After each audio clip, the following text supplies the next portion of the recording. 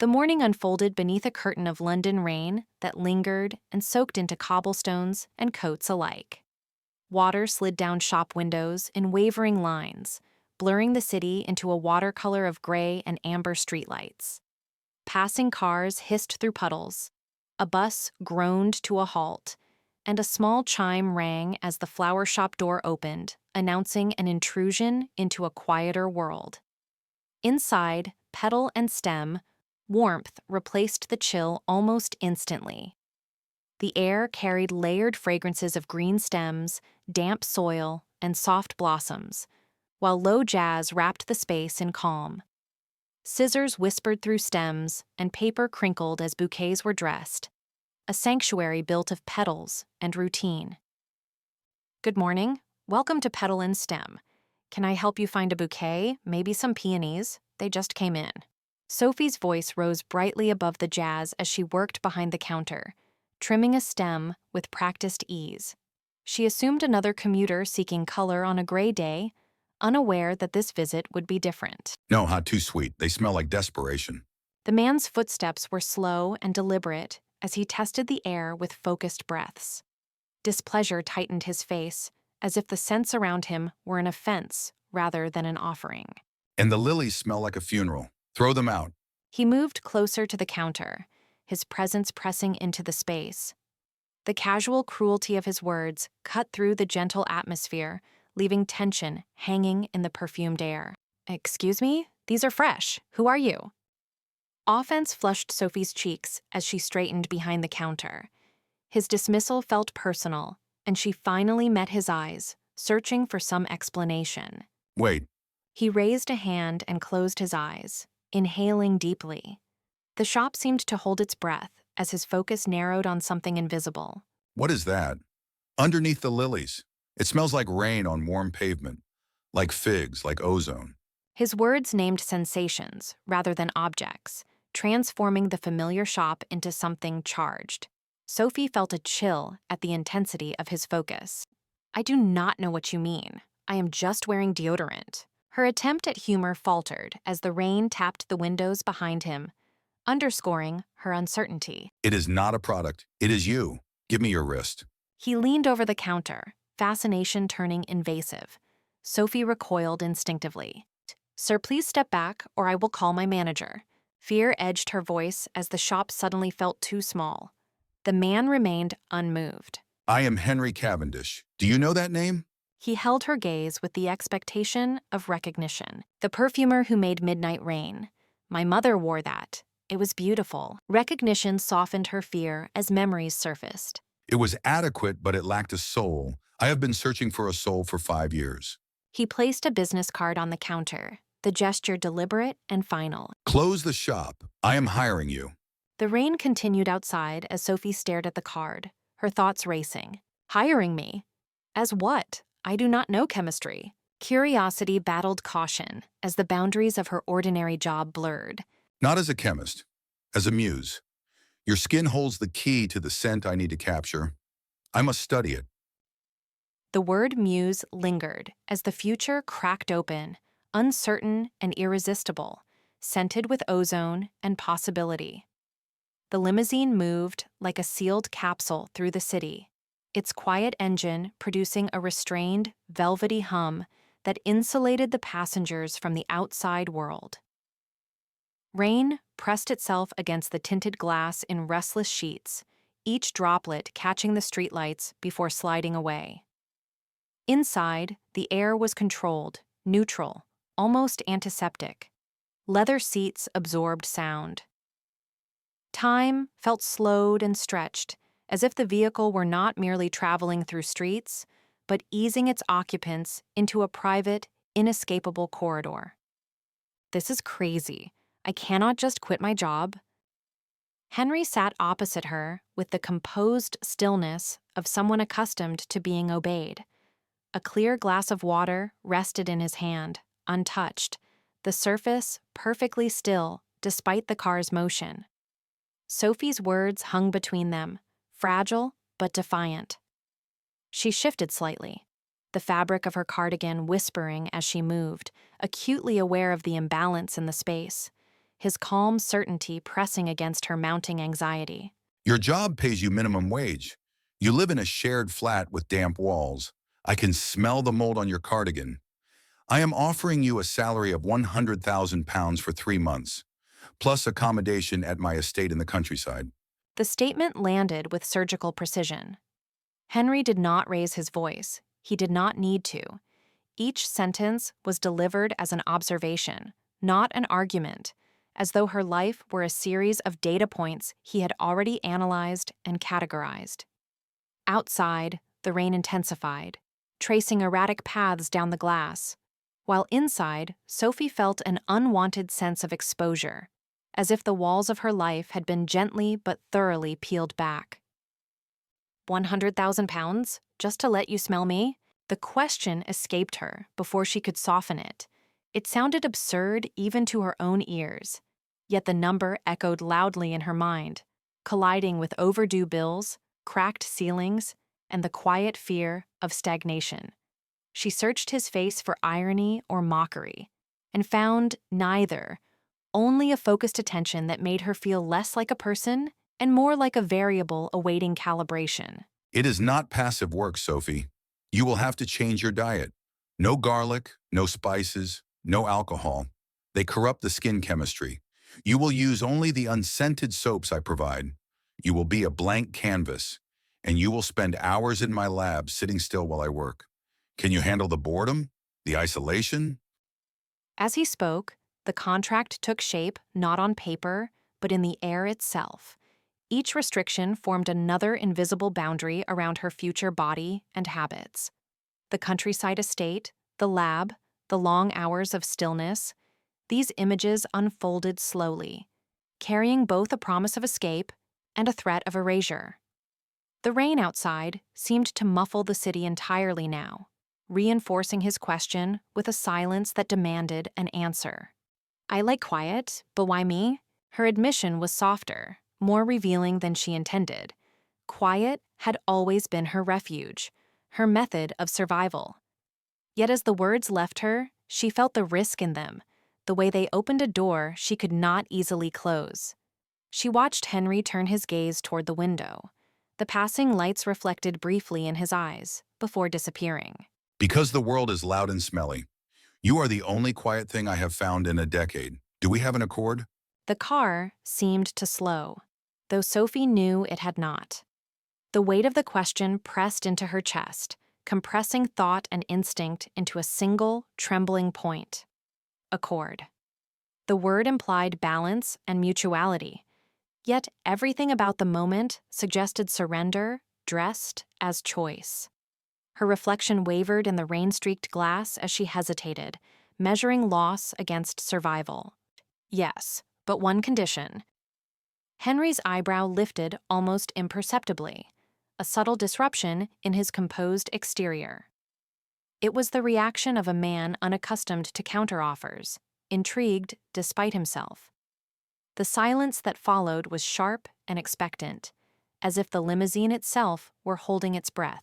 You are negotiating with me? Interesting. Name it. I get to bring my plants, my own collection. I will not leave them to die. The request sounded small compared to the enormity of what she had agreed to, yet it carried the full weight of her identity. The plants were proof of care, of continuity, of something living that depended on her presence. For the first time, Henry's expression shifted, not with amusement, but with recognition. Devotion, I like that. Agreed. Bring your plants. The approach to Blackwood Hall unfolded beneath their feet in deliberate, textured sounds, as gravel shifted and ground with each step, a tactile reminder of age and intention. Above them, birds threaded the air with clear, territorial songs that ricocheted between ancient trees and glass. When the massive door of the orangery opened, it sighed, releasing a controlled breath of tempered air, as though the building itself were alive and welcoming or measuring the newcomers.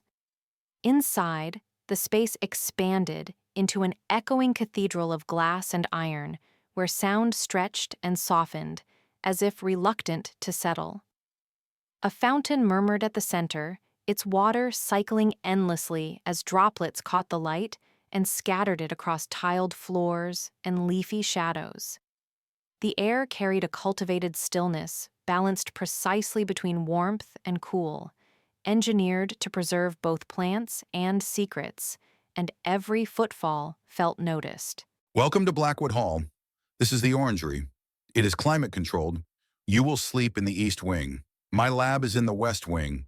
Do not wear shoes indoors. The vibration disturbs my concentration. Henry's voice moved through the space with quiet authority, never raised and never rushed. The rules arrived as facts rather than suggestions, as though the hall itself had dictated them long before Sophie's arrival. The mention of wings and labs sketched an invisible map dividing personal rest from obsessive work, comfort from precision, and even the request about shoes carried weight, implying a sensitivity so acute that the building responded to the smallest tremor. It's beautiful. It smells like lemons and old wood. Sophie breathed in again, slower this time, letting the layered scent settle. Citrus brightness hovered at the forefront, sharp and clean, followed by the deeper, resinous memory of timber that had aged without rotting. It was the smell of preservation rather than decay, of things held carefully in place, and beneath her genuine wonder flickered a cautious awareness that the beauty here was deliberate and curated to serve a purpose. Smells like history. Come, we begin immediately. I need a baseline reading of your scent profile before dinner. There was no transition and no easing into familiarity. One moment, they stood in admiration, and the next, Henry was already moving, expectation pulling the air forward with him. The word baseline landed with clinical finality, reframing Sophie not as a guest, but as a variable, and time compressed as dinner became a distant marker secondary to the urgency of measurement and record. They crossed into the laboratory, where the atmosphere shifted again. Glass chimed softly as beakers touched with precise intention. Liquids bubbled and whispered over controlled heat, and faint, complex aromas layered atop the orangery's scent. Metal surfaces reflected light without warmth, marking this as a place of observation where nothing existed without being noted, categorized, and eventually understood. Sit on the stool. Roll up your sleeves. Expose your neck. The stool stood at the center like a marker of submission, its height fixed and its surface cool.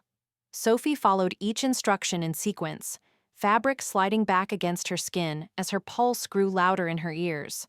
When she tilted her head, her throat felt impossibly vulnerable.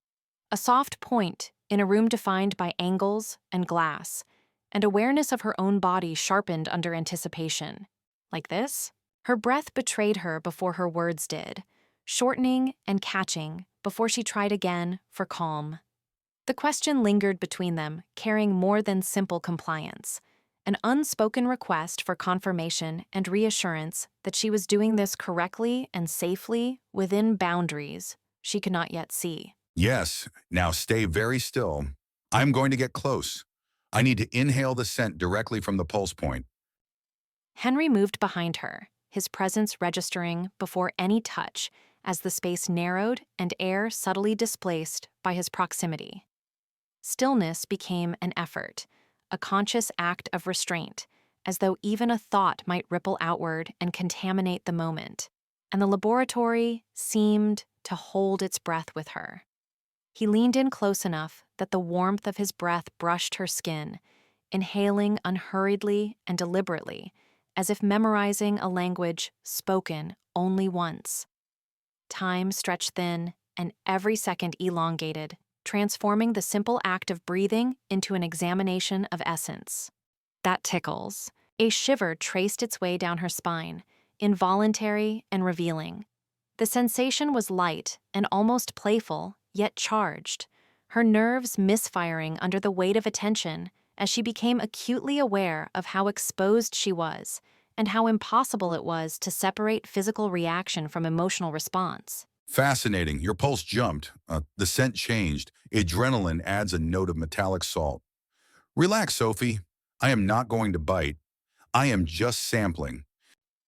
His voice dropped, resonant and controlled, vibrating with restrained excitement rather than threat. Each observation arrived as a discovery, her body translating emotion into data, and the reassurance reframed the intensity by suggesting that what felt personal to her was profoundly informative to him. It feels intimate. The admission surfaced before she could filter it, honest and unguarded. Intimacy hung in the air, not as romance, but as proximity without defenses, a closeness defined by awareness rather than affection, and she wondered fleetingly how often he stood this close to others and whether it ever felt different. Scent is the most intimate sense. It is the only one you cannot turn off. You have to breathe. And as long as you breathe, you belong to the nose. The words settled with quiet inevitability as breath, once automatic and unnoticed, became a tether binding her to perception she could not escape. In the measured calm of the laboratory, the truth resonated clearly that sight could close, sound could fade, and touch could withdraw. But scent claimed its subject relentlessly, marking presence, recording existence, and leaving no room to hide. Dinner settled into the room with a deliberate austerity. The table was set with immaculate precision, white plates reflecting the overhead light like a sterile laboratory bench. The quiet was not peaceful. It was enforced.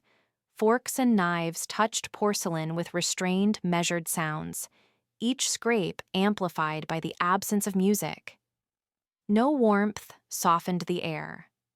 The smell of steam and plain food hovered briefly before dissipating, leaving behind a sense of expectation, as if the meal were less about nourishment and more about observation. Steamed white fish, steamed rice, water. Is this it? It is pure.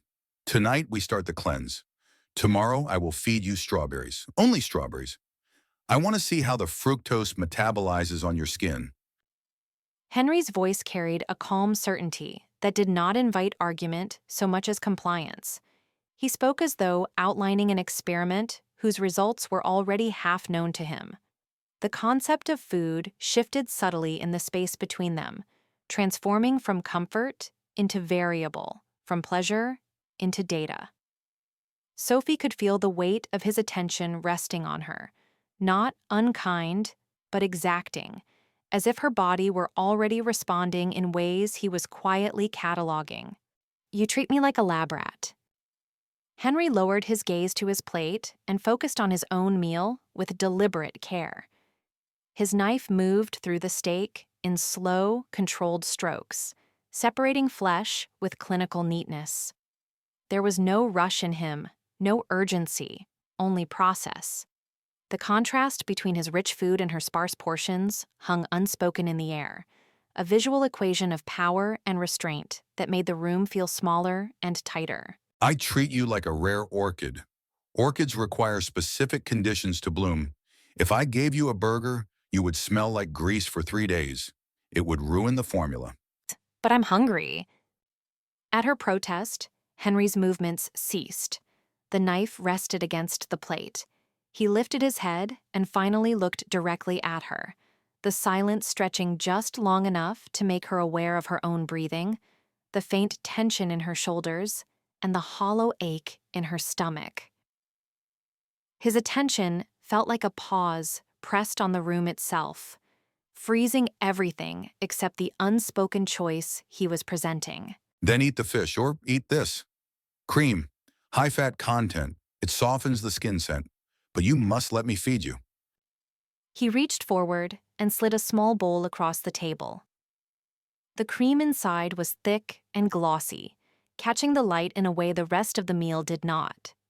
The gesture was careful and almost ceremonial, as though this alternative carried significance beyond calories. Sophie's eyes followed the bowl, her hunger tangling with uncertainty, her awareness sharpening around the intimacy implied by his offer.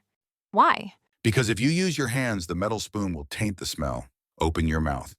Her heart accelerated, a quickened rhythm she could feel in her throat and wrists. The request was simple, but the act it demanded felt layered and charged with meaning she could not fully articulate. The room seemed to narrow to the small distance between them, to the bowl, to the spoon he now held.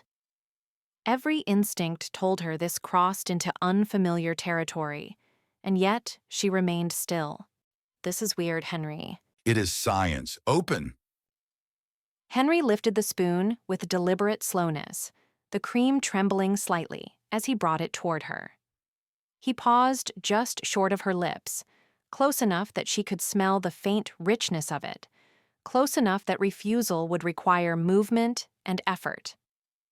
Time stretched thin, each second magnified until it felt heavy and inevitable. She accepted the spoonful. The cream touched her tongue, cool and dense, and she swallowed. The action was small and almost insignificant, yet it resonated through her body with surprising force. The silence returned immediately, thicker now and layered with the awareness of what had just occurred. Good girl. Now let's see how that changes the aroma. Creamy, milky, innocent, perfect. Henry leaned forward, closing the space between them.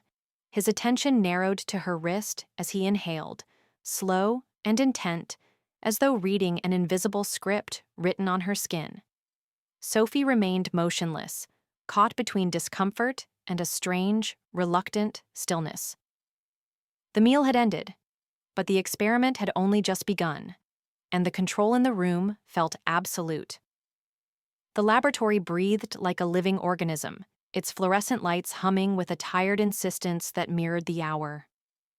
Stainless steel benches were cluttered with vials, blotter strips, and scribbled notes, all bearing the scars of repeated failure. The air was saturated with overlapping aromas of alcohol, citrus remnants, and crushed florals, yet none of them held together. Somewhere in the room, a machine ticked steadily, counting time Henry had long stopped acknowledging, as frustration thickened the atmosphere like static before a storm. A sharp crack shattered the monotony as glass met the floor and fragments skittered outward. The sound echoed off the tiled walls with the finality of a mistake that could not be taken back. Liquid bled across the surface, its scent flaring brightly for a brief mocking second before thinning into nothing. It was the story of the night, repeated in miniature: promise, bloom, disappearance. It's wrong. It's all wrong. The top note evaporates too quickly. It lacks longevity. Henry stood amid the wreckage with tight shoulders and a clenched jaw, his lab coat streaked with evidence of trial after trial. His eyes were red-rimmed not just from exhaustion, but from the strain of chasing something intangible. He inhaled sharply, as if he could force the scent to stay through sheer will, but it slipped past him again, elusive and cruel. "Henry, you have been in here for 20 hours. You need to sleep." Sophie's voice arrived before she did, softer than the machine's and cutting through the noise without raising its volume. She stepped into the lab with measured care, navigating broken glass and scattered papers. The door clicked shut behind her, sealing them into a private world of obsession and quiet concern.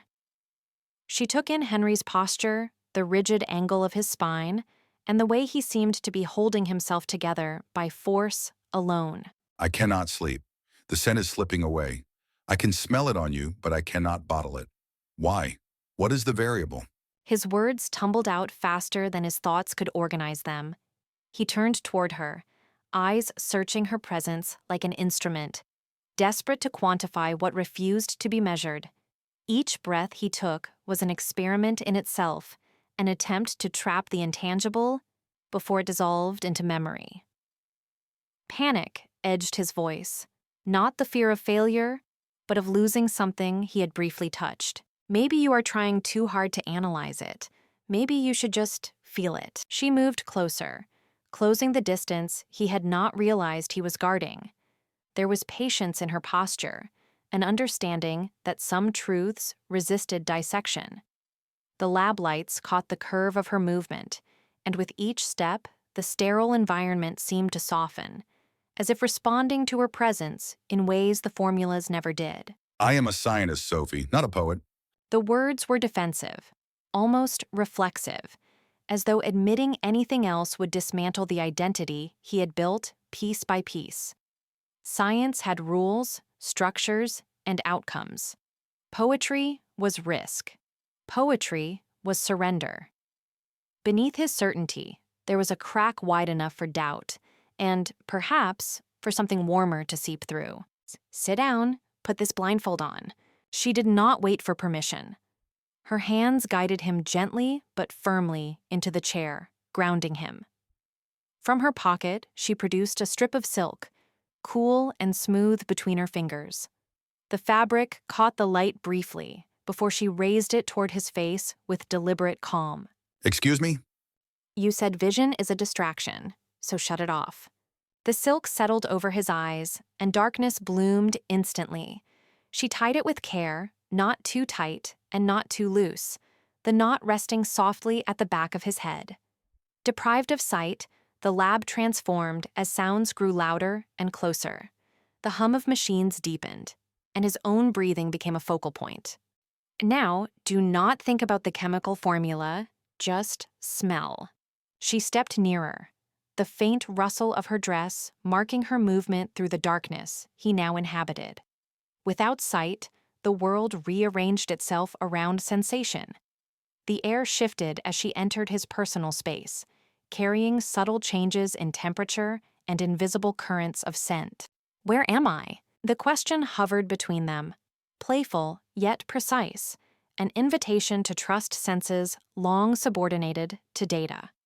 Henry tilted his head slightly, listening not just with his ears, but with his skin and breath, guided by instincts sharpened by deprivation. To my left. You smell like fresh linen and the cream from dinner and something else. He reached out slowly until his fingers found her hand. Contact sent a small shock through him, not electricity, but recognition. Her skin was warm and undeniably present, and the scent intensified, layered and alive, impossible to reduce to ingredients. Warmth. You smell like warmth. Can you bottle warmth? The question was gentle, but landed with weight. Warmth was not a molecule, but a memory and a feeling suspended between people. It lived in proximity and shared space, in the quiet trust of not pulling away. The lab felt less like a battlefield and more like a sanctuary. I do not know, but I want to try. Do not move. Let me memorize this. He leaned forward and pressed his face into her open palm, breathing her in as if committing a complex equation directly to his soul. Time slowed as the machines faded into irrelevance. In the darkness behind the blindfold, he was no longer chasing evaporation or decay, but holding a moment that did not hurry to disappear. The rain did not merely fall upon the orangery, it asserted itself, striking the vast glass roof with a relentless, echoing insistence. Each drop skidded and burst overhead, merging into sheets of water that distorted the world beyond into wavering shapes and muted colors. Thunder rolled somewhere above the iron framework, not sharp but deep, like the sky slowly clearing its throat. Inside, the humid air thickened, carrying the mingled scents of wet soil, crushed leaves, and old stone. The storm transformed the orangery into a sealed universe, a breathing chamber where sound, scent, and silence pressed closer together. Among the carefully tended trees, Henry and Sophie sat on a narrow wooden bench, its surface cool and slightly damp despite the shelter. The foliage around them trembled with each peal of thunder, leaves shivering as droplets slid from their tips. The world outside the glass felt impossibly distant, as if the storm had shrunk reality down to this single bench, this shared pocket of warmth amid the rain. Their shoulders were close, but not touching, an invisible tension hovering in the charged air between them. The rain changes the air pressure. It suppresses the volatile compounds. It makes everything smell heavier, earthier. Henry spoke with the calm precision of habit, his voice steady even as the storm raged above them. His gaze drifted through the orangery, cataloging sensations the way others might count stars. To him, The storm was not chaos, but chemistry in motion, an equation unfolding drop by drop. I love storms. They make the world feel small. Sophie tilted her head back slightly, listening to the rain as if it were a private song meant only for her. There was comfort in the way the thunder enclosed them, in how the vastness of the world seemed pressed flat against the glass. In storms, she felt held by the certainty that nothing beyond this moment demanded her attention. Henry turned toward her then, really looking, noticing the faint tension in her shoulders and the way her hands had curled inward, seeking warmth. The realization settled slowly, accompanied by an unfamiliar ache that had nothing to do with molecules or formulas. You are cold, come here. The invitation was quiet, almost reluctant, yet it carried weight. Henry reached for the edge of his heavy wool cardigan, fingers brushing the fabric as though testing a boundary he rarely crossed. The wool smelled faintly of his cologne and the dust of old rooms, a scent built over years of solitude. He opened the cardigan and drew it around Sophie's shoulders with deliberate care. The movement was slow, as if time itself had thickened in the storm.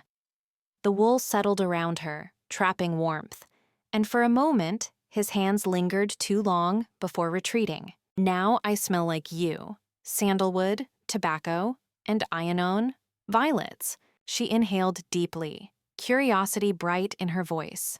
The scent was intimate and layered, unfolding slowly against her skin. It felt like stepping into his private archive, a place few had ever been invited. You identified the base note of my cologne. Ionone beta, very expensive. You are learning. Surprise softened Henry's features, briefly dismantling the defenses he wore so carefully. Pride flickered there too, restrained but unmistakable, the quiet satisfaction of a teacher seeing his lessons take root. You taught me. She shifted closer and nestled against his side. The movement was small and instinctive, yet it sent a jolt through him, as if a line had been crossed without either of them naming it. Wrapped in his cardigan, she felt protected by the scent and the silence. Henry, what happens when the perfume is finished? When you bottle my scent? Do I leave? The question lingered in the air longer than the thunder, heavy and unavoidable. Henry's body stiffened, every muscle tightening as if bracing against a sudden cold. The storm outside continued unabated, indifferent to the fracture opening between them. That is the contract. Once the masterpiece is complete, you are free. You have your money. You can open your own flower shop. He recited the terms like a safeguard, each word a brick in a wall he had built long before Sophie entered his life. Practicality was his refuge, a place where emotions could not intrude.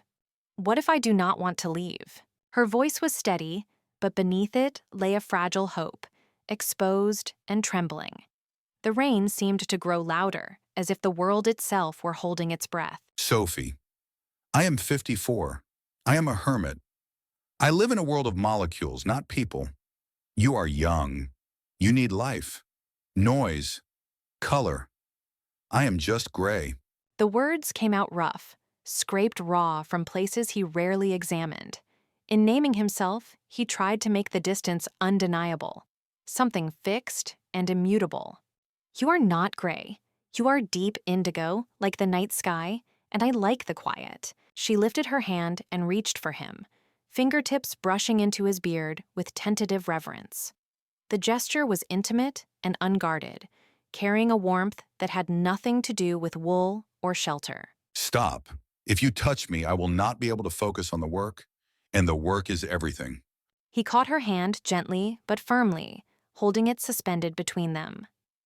The storm continued to rage above, rain drumming its endless rhythm, while inside the orangery, something far more dangerous threatened to break. The careful balance he had spent a lifetime constructing began to tremble. The ballroom unfolded like a living jewel box in the heart of Paris, drenched in golden light that spilled from chandeliers heavy with crystal. Classical music drifted through the air, each violin note polished and precise, threading itself between clusters of polite laughter and carefully measured conversation. The guests moved like constellations, orbiting one another with calculated grace, every gesture a performance. Beneath the elegance lingered tension, ambition masked by silk and rivalry hidden behind champagne flutes. This was not merely a gala. It was a battlefield dressed as a celebration, where reputations, secrets, and fortunes hovered invisibly in the perfumed air. Henry and Sophie crossed the threshold together, their entrance subtle, yet immediately magnetic. Sophie's dress caught the light with every step, fabric flowing like liquid moonlight against her skin. Heads turned, conversations faltered, and curiosity sharpened into hunger. Henry's presence was controlled, almost severe, his posture betraying a man accustomed to being watched and measured. As they moved deeper into the room, the atmosphere shifted around them, as though the crowd instinctively sensed that something rare, something dangerous, had just entered their midst. Stay close to me. These people are sharks. They want to steal my formula. Henry's voice was low and intimate, pitched only for Sophie's ears, yet edged with warning. His gaze swept the room with practiced suspicion, cataloging smiles that lingered too long and eyes that calculated too quickly. Every laugh sounded false to him, every compliment rehearsed. This was his world, one built on secrecy and obsession, and tonight he felt its teeth. Instinctively, his hand hovered near Sophie, not quite touching, as if proximity alone could shield what mattered most. "I'm nervous. Everyone is looking at us." Sophie felt the weight of those gazes, like a physical pressure against her skin. The dress, the lights, and the sheer opulence of the room made her acutely aware of herself, of every breath she took and every subtle movement. Beneath her composure, her pulse raced. She'd stepped into Henry's world fully now, and the realization both thrilled and unsettled her. She wondered if anyone could truly disappear in a room like this, or if visibility was the price she had unknowingly agreed to pay. They are looking at you because you are wearing the prototype, L'Innocence. You are the only woman in the world wearing it. As Henry spoke the name, it carried a reverence usually reserved for sacred things. The scent itself seemed alive, blooming subtly with Sophie's warmth, threading innocence with temptation. It was more than perfume. It was obsession distilled, years of work reduced to an invisible aura that announced itself without permission. Sophie felt suddenly exposed, as if she were both canvas and masterpiece, admired not just for herself, but for what clung to her skin. Henry, is this the secret weapon? Julian emerged from the crowd with a predator's ease, his smile sharp and knowing. He closed the distance without invitation, drawn by instinct and rivalry alike. As he leaned in, his breath disturbed the space around Sophie, his senses clearly overwhelmed. His presence disrupted the fragile equilibrium Henry had been maintaining, introducing a charged current that made the air feel suddenly tighter and heavier. My God, exquisite. Julian inhaled deeply, eyes half-lidded, savoring the scent as though it were a forbidden indulgence. His admiration was unfiltered, almost indecent, and it drew murmurs from nearby guests who pretended not to watch. The moment stretched, thick with implication, as though the perfume itself had granted him permission to linger longer than propriety allowed. Mademoiselle, you smell edible. His lips brushed against Sophie's hand in a gesture meant to be charming, yet it lingered a fraction too long. The contact sent a ripple through Henry, who stepped forward with decisive force. The music continued, oblivious, but the temperature between the three dropped sharply, the elegance of the room cracking to reveal something far more primal beneath. Julian, step back.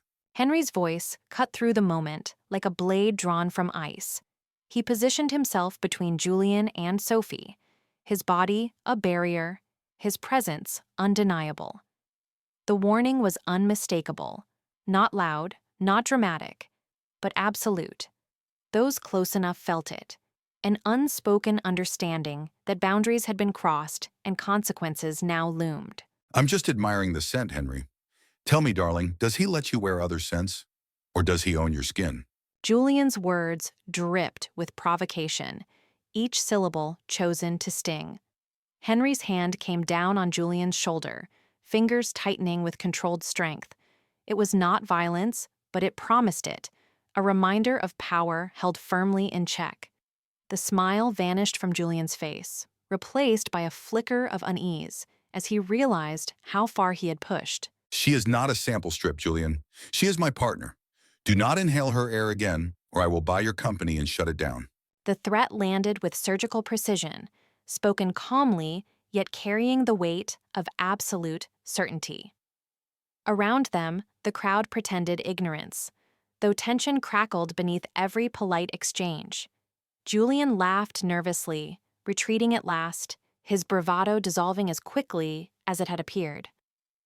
When he disappeared back into the crowd, the room seemed to exhale. Understood. Touchy, aren't we? Silence followed his departure, broken only by the distant swell of music. Sophie finally noticed the ache in her hand, Henry's grip still lingering, a physical echo of his restraint barely held together. "Henry, you're hurting my hand." Henry released her instantly, as if burned, his expression shifting from fury to remorse in a heartbeat. He studied her face, searching for harm he feared he might have caused, the weight of his own reaction settling heavily on his shoulders. I apologize. He was too close. He was breathing your scent. It made me irrational. The admission surprised even him. Beneath his controlled exterior, something raw had surfaced, something possessive and unreasoned. Sophie felt it too, the intensity of his confession wrapping around her like the perfume itself. Jealous? She searched his face, curiosity softening the tension, wondering how much of what she had seen was instinct and how much was emotion neither of them had fully named. Territorial. Let's go. The air in here is polluted. Without waiting for a response, Henry guided her away from the ballroom, leaving behind the glitter, the sharks, and the suffocating perfume of ambition. As they moved toward the exit, the music faded, replaced by the promise of cleaner air and questions neither was yet ready to answer. The laboratory was no longer a place of daylight logic, but a vessel of midnight obsession. Glass beakers and narrow-necked flasks crowded the benches like silent witnesses, their curved bodies catching the low amber glow of a single desk lamp. Beneath that light, liquids bubbled with a patient, almost breathing rhythm, releasing faint curls of vapor that carried metallic, floral, and indefinable human notes into the air. The clock on the wall ticked toward morning, but time inside the lab had thickened, stretched by weeks of sleepless trial and error into this one fragile moment. Henry stood at the center of it all, shoulders tight, fingers stained with ink and essence. His hand hovered over a small vial, the glass cool against his skin, its contents trembling as if aware of their own importance. When he finally tilted it, the final drop fell with agonizing slowness, elongating before surrendering to gravity. It disappeared into the mixture below, sending a subtle ripple through the liquid, as though the formula itself had exhaled and settled into completion. This is it, the final trial. Sophie, give me your wrist. Sophie stepped closer, the faint sound of her breath the only interruption to the lab's soft bubbling. She extended her wrist without hesitation, though her pulse fluttered visibly beneath her skin. Henry took her arm with clinical care, yet his touch lingered a fraction longer than necessary, betraying the tension running through him. He applied the liquid with a steady hand, the coolness of it blooming across her skin, then leaned in and blew gently, coaxing the scent awake. The fragrance rose slowly, not in a rush, but in layers, unfolding like a story remembered rather than read. Henry inhaled, deeply at first, then more cautiously, as if afraid that breathing too fast might shatter whatever fragile miracle was forming in his chest. His eyes closed, his shoulders slackened, and the world beyond the scent seemed to fall away. My God, it's perfect. It's not just a perfume. It's a memory. It's love. I did it. The words escaped him on a slow breath, heavy with awe. In that instant, the years of failure, the endless revisions, the nights spent chasing something he could never quite define, all collapsed into a single, triumphant truth. The formula had captured something dangerously human, something that did not belong in a bottle, yet now lived there, trembling on Sophie's wrist. You did it, the masterpiece. She smiled, but the expression carried a quiet fracture, a sadness that curved gently at the edges of her mouth. Pride and loss coexisted in her eyes, reflecting the same realization that the moment they had been moving toward was also the moment they would begin to drift apart. I need to document this formula immediately. Before the notes fade, we will send it to production tomorrow. The contract is fulfilled. Henry had already turned away, the spell broken by instinct and discipline. His fingers flew across the keyboard, keys clattering with ruthless efficiency as he trapped the formula in symbols and ratios. The language of business and permanence replaced wonder, and with each keystroke, the distance between them quietly widened. Oh, so I should pack? The question hung in the air, fragile and exposed. Sophie's hands curled slowly at her sides, her gaze fixed on Henry's back, searching for some sign of hesitation or some unspoken invitation to stay. None came. Yes, the driver will take you to London in the morning. The check is on the desk, with a bonus. He did not turn around as he spoke. The words were precise and measured, delivered like final instructions rather than a farewell. The soft hum of the computer filled the space between them, sealing the transaction with indifferent efficiency. Okay, goodbye, Henry. Her voice barely carried as she wiped at her eyes without sound, straightened her posture, and walked to the door. When it closed, it did so gently, almost tenderly, a muted click that echoed far louder than a slam ever could. Henry's hands froze above the keyboard. The bubbling ceased. In the sudden silence, the masterpiece remained, and so did the cost of creating it. A full week had passed, measured not by calendars, but by the way silence had settled into the orangery. Sunlight poured through the glass panes with clinical precision, illuminating marble floors and immaculate surfaces that reflected nothing human back at him. The space was alive with birdsong drifting in from the gardens, yet the sound only sharpened the absence within the house. Each chirp felt like an echo in a museum, proof of life existing just beyond walls that had become too controlled, too pure. The house is clean, the air is filtered, it smells like nothing. Perfectly sterile. Henry stood motionless, breathing in the engineered neutrality of the room. The filtration system hummed softly, stripping the air of memory, of dust, of any trace that something or someone had once lived here. Cleanliness had crossed into erasure. In this perfected environment, nothing lingered long enough to matter. Even his own presence felt temporary, like a contaminant waiting to be removed. His hand reached out almost against his will, fingers closing around the small bottle labeled L'Innocence. The glass was cool and heavy, its weight promising certainty. He lifted it with the care reserved for relics, turning it slightly as light refracted through the liquid inside, as if the scent itself were holding its breath, waiting to be released. I have the bottle, I have the scent. He pressed the nozzle. A fine mist bloomed into the air, dispersing evenly, flawlessly. The motion was precise, rehearsed, the result of countless tests and adjustments.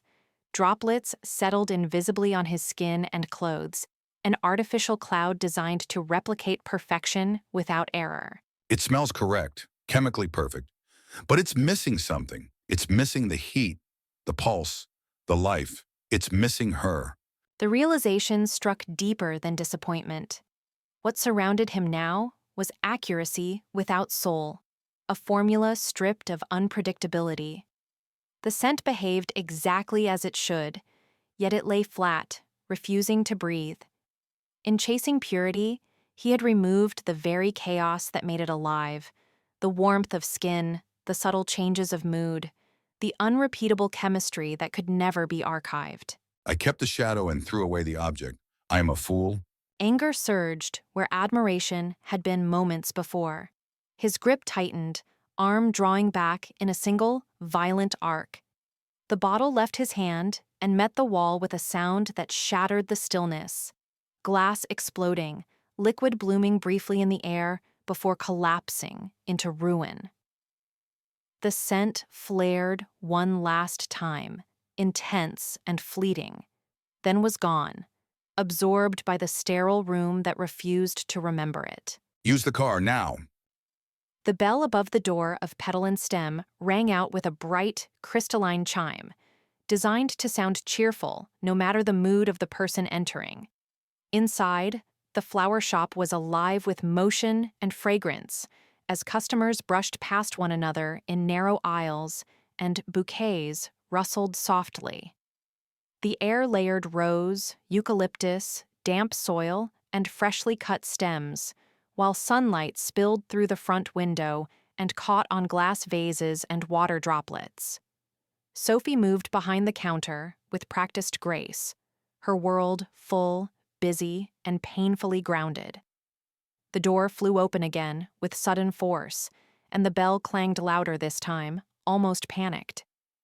Henry burst inside as though chased by his own thoughts, his coat wrinkled, his hair undone, and his eyes rimmed with exhaustion no amount of wealth or intellect could conceal. He looked wildly out of place among the calm commerce of petals and ribbon.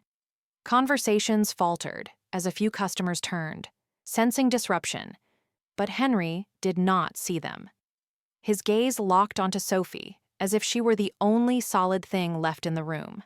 "Henry, what are you doing here?" She froze where she stood, fingers still wrapped around a length of twine, soil smudged faintly at the edge of her sleeve.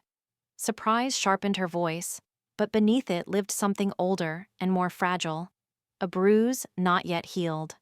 Around them, the shop continued to hum, but an invisible distance opened and isolated the two of them in a pocket of held breath.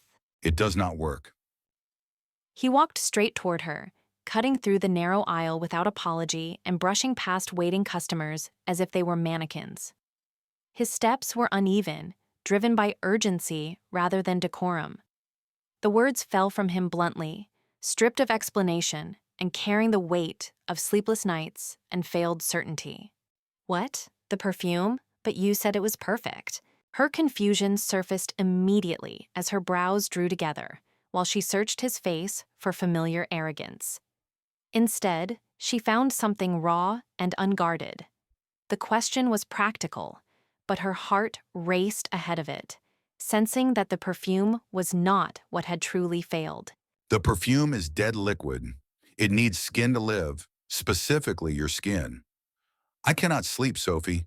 My pillow smells like laundry detergent. My lab smells like chemicals.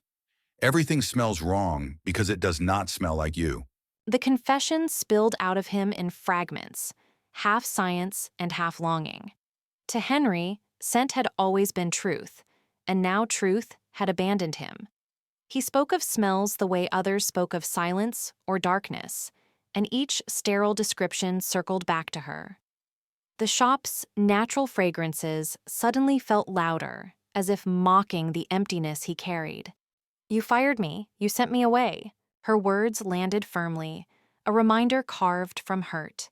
She straightened and grounded herself in the familiarity of the counter and the plants that had never abandoned her.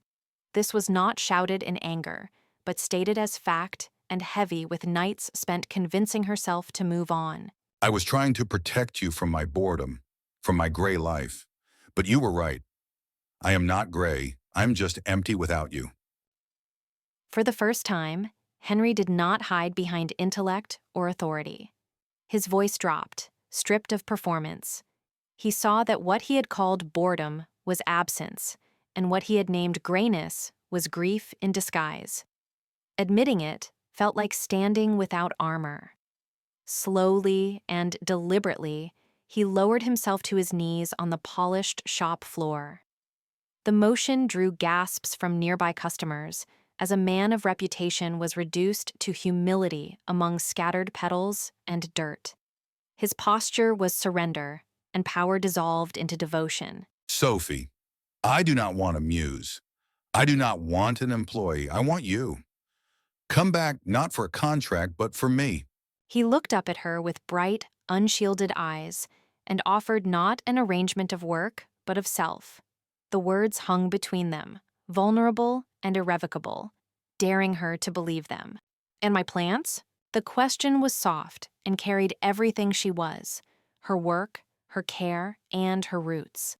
It tested not logistics, but whether he truly saw all of her. We will turn the whole estate into a greenhouse. We will plant a forest if you want. Just come home. His answer came without hesitation, expansive and earnest.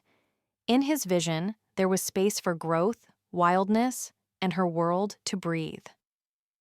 The word home echoed quietly and reshaped the air of the shop. The estate garden unfolded like a carefully guarded secret, sheltered from the rest of the world by ancient stone walls and towering hedges. Morning light filtered gently through the leaves, catching on blades of grass still jeweled with dew. Birds did not merely sing, they conversed above them, weaving sound into the air as if blessing the quiet intimacy below. The gravel path curved lazily, encouraging slowness, as though the garden itself demanded that no hurried footsteps disturb its peace. They walked hand in hand, their fingers intertwined with an ease that spoke of familiarity earned over time. Each step matched the other, an unspoken rhythm guiding them forward. Sophie's thumb brushed lightly against Henry's knuckles, a small, unconscious gesture that carried trust, affection, and curiosity all at once. The world beyond the estate felt impossibly distant here, reduced to a faint echo behind the hedges. So, are you going to sell the perfume? The question lingered between them, light but edged with disbelief. The perfume had been whispered about in boardrooms and private salons, a creation rumored to be priceless. The garden seemed to hold its breath, as if aware that something delicate was about to be revealed, something that could not be taken back once spoken. No. Henry did not hesitate. The word left him with calm certainty, as steady as the ground beneath his feet. His grip tightened almost imperceptibly around Sophie's hand, not as restraint, but as reassurance. I destroyed the formula. The confession rippled through the air like a sudden change in weather. A fortune was erased with deliberate intent, pages burned, and measurements lost forever. Somewhere far away, investors and admirers would never know how close they had come to immortality in a bottle. What? Why? It was worth millions. Sophie stopped walking, disbelief breaking through her composure. Numbers, futures, and possibilities flashed through her mind, each one colliding with the quiet conviction on Henry's face. The birds resumed their song, indifferent to wealth. Because it was yours. He turned fully toward her, his expression softened by something deeper than pride. The words carried weight, redefining ownership not as possession, but as intimacy. I do not want the world to smell like you. I want to be the only man who knows that scent. As he spoke, Henry reached for her, pulling her gently but decisively into his arms.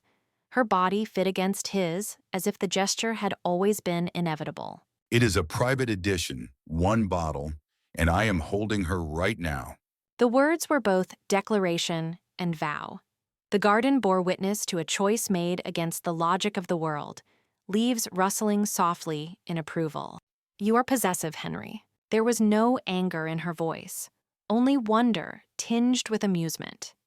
She searched his face and saw not control, but devotion sharpened into resolve. I am a collector, and I have found the rarest flower. Henry lowered his face to the curve of her neck and breathed her in, committing the scent to memory as one might commit a sacred text to heart. I will never let it wither. He breathed in again before their lips met. The kiss was unhurried and reverent, sealing an unspoken pact as the garden continued its eternal rhythm. The world chases artificial scents and synthetic dreams. But the truth is simpler. The most expensive perfume in the world is the living, breathing scent of the woman you love, carried in memory, in presence, and in the quiet moments no one else can own.